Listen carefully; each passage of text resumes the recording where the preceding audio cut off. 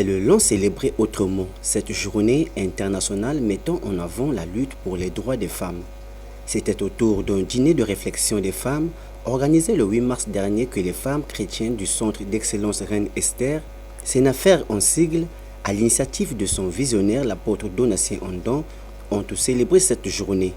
3 interventions ont captivé la masse de femmes présentes à ce grand rendez-vous. Celle de la servante Espérance Ayela, qui a parlé de la femme et de son développement spirituel, tiré du livre de Genèse 21, le verset 9 à 12. La docteure Armelle Ngango a quant à elle exhorté la femme chrétienne à entreprendre car la foi, elle seule ne suffit pas et se doit être associée à une activité. Et le pasteur Chanel Ondon a enfin développé le sous-thème « La femme et le développement social ». A-t-elle dit, je cite, « La femme sage bâtit sa maison, mais la femme insensée la renverse de ses propres mains. » Fin de citation. Proverbe 14, le verset 1. Ça ne va pas dans les familles, ça n'ira pas dans la société tout entière. Voilà pourquoi nous voulons faire comprendre à la femme qui a peut-être oublié son rôle, sa responsabilité selon Dieu, qu'elle a la responsabilité de bâtir, elle a la responsabilité d'éduquer. Parce que si aujourd'hui les choses ne marchent pas dans la maison, ça ne marchera pas partout. La femme aujourd'hui, même cette journée du 8 mars, a été tellement mal présentée par la femme qu'elle a aussi mal comprise à son tour. Les femmes ont fait du 8 mars une journée festive. Elles ont résumé la journée du 8 mars en une journée de porte du pagne et la consommation des boissons alcoolisées.